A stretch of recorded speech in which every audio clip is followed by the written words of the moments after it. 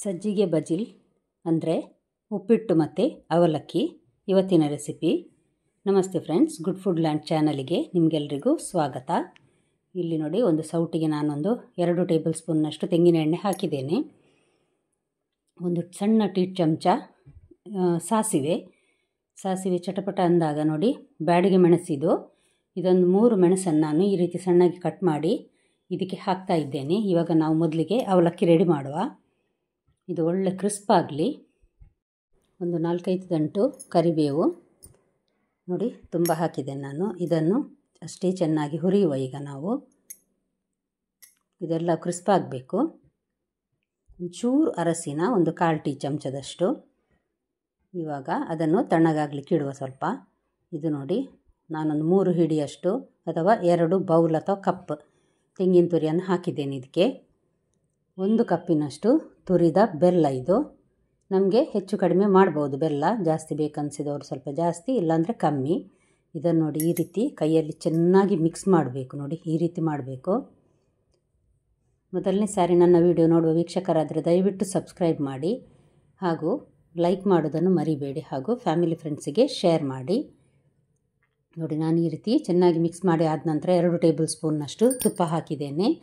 ಅದರ ಜೊತೆ ಮೆಣಸು, ಕರಿಬೇವಿದೆ ನೋಡಿ, ಅದನ್ನು ಹಾಕಿ ಈ ರೀತಿ ಮೆಣಸನ್ನು ಕೈಯಲ್ಲಿ ಪುಡಿ ಮಾಡ್ತಾ ಇದ್ದೇನೆ. ನೋಡಿ, ಈ ಮೆಣಸು ತಿನ್ನಲಿಕ್ಕೆ ಸಿಗುವಾಗ ತುಂಬ ಅದರ ಟೇಸ್ಟೇ ಒಂದು ಎಕ್ಸ್ಟ್ರಾ ಟೇಸ್ಟ್ ಸಿಗ್ತದೆ ನಮಗೆ.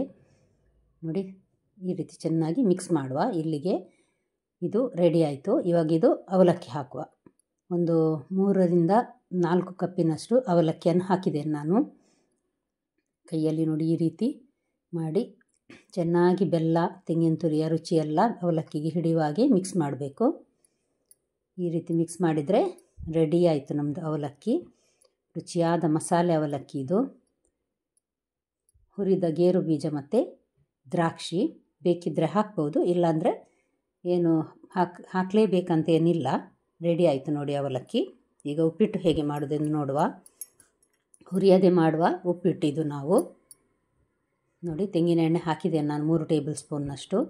ಒಂದು ಸಣ್ಣ ಚಮಚ ಸಾಸಿವೆ ಈಗ ಚಟಪಟ ಅನ್ನುವಾಗ ಒಂದೊಂದೇ ಇದು ಸಾಮಾನನ್ನು ಹಾಕುವ ನಾವು. ಶುಂಠಿ 1 ಚಮಚದಷ್ಟು ಸಣ್ಣಗೆ ಕಟ್ ಮಾಡಿದ್ದೇನೆ. ಕಾಯಿ ಮೆಣಸು ಅಷ್ಟೇ 1 ಚಮಚ. ಉದ್ದಿನಬೇಳೆ ಹಾಕುವ ಈಗ ನಾವು. ಸಾಸಿವೆ ಚಟಪಟ ಅಂದಾದಮೇಲೆ ಇದು ಅಷ್ಟೇ, ಒಂದು ಸ್ವಲ್ಪ ಹೊತ್ತಿಟ್ಟರೆ ಸಾಕು, ಇಲ್ಲಾಂದರೆ ಮತ್ತೆ ಕಪ್ಪಾಗ್ತದೆ. ಸಣ್ಣಗೆ ಹೆಚ್ಚಿದ 2 ಟೇಬಲ್ ಸ್ಪೂನ್ನಷ್ಟು ಗೇರು ಬೀಜದ ತುಂಡಿದು.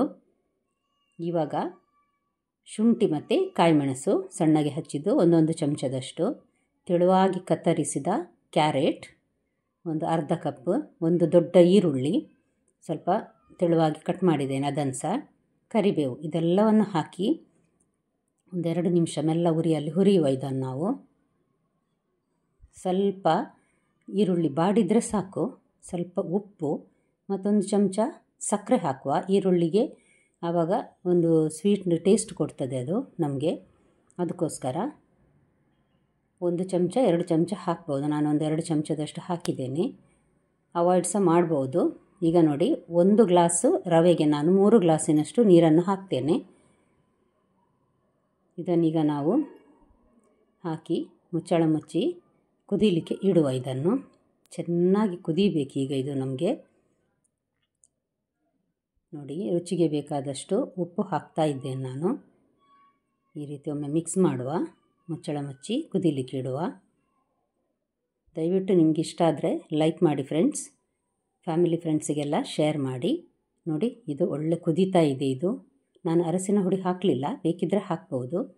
ನೋಡಿ, 1 ಗ್ಲಾಸ್ನಷ್ಟು ರವೆಯನ್ನು ನಾನು ಕುದಿಯುತ್ತಿರುವ ಇದರ ನೀರಿಗೆ ನಾನು ಹಾಕ್ತಾ ಇದ್ದೆ. ನೋಡಿ, ಹಾಕಿ ನೋಡಿ, ಈ ರೀತಿ ತಿರುಗಿಸ್ತಾ ಇರಬೇಕು, ಇಲ್ಲಾಂದರೆ ರವೆ ಗಂಟಾಗಿ ಬರ್ತದೆ. ತಿರುಗಿಸ್ತಾ ಇದ್ದರೆ ಗಂಟಾಗಿರೋದಿಲ್ಲ. ನೋಡಿ, ಎಷ್ಟು ಚೆನ್ನಾಗಿ ಬಂತು ನೋಡಿ. ನಾನು ಈಗ ಲೋ ಹೀಟಲ್ಲಿ ಒಂದು ಸ್ವಲ್ಪ ಹೊತ್ತು, ಒಂದು 3-4 ನಿಮಿಷ ಇಟ್ಟಿದ್ದೇನೆ. ಅಷ್ಟು ಇಟ್ಟರೆ ಸಾಕಾಗ್ತದೆ. ಆಮೇಲೆ ಒಂಚೂರು ಮಿಕ್ಸ್ ಮಾಡಿ ಇದನ್ನು ಮುಚ್ಚಳ ಮುಚ್ಚಿ ಒಂದು 10 ನಿಮಿಷ ಹಾಗೆ ಇಡುವ. ಅಲ್ಲಿಗೆ ಉಪ್ಪಿಟ್ಟು ರೆಡಿ ಆಯಿತು. ನಿಮಗೆ ಇವತ್ತಿನ ರೆಸಿಪಿ ಇಷ್ಟ ಆಯಿತು ಅಂತ ತಿಳ್ಕೊಳ್ತೇನೆ ಫ್ರೆಂಡ್ಸ್. ನಾಳೆ ಇನ್ನೊಂದು ಹೊಸ ಅಡಿಗೆಯೊಂದಿಗೆ ನಿಮ್ಮನ್ನು ಮತ್ತೆ ಭೇಟಿ ಆಗ್ತೇನೆ. ಧನ್ಯವಾದ.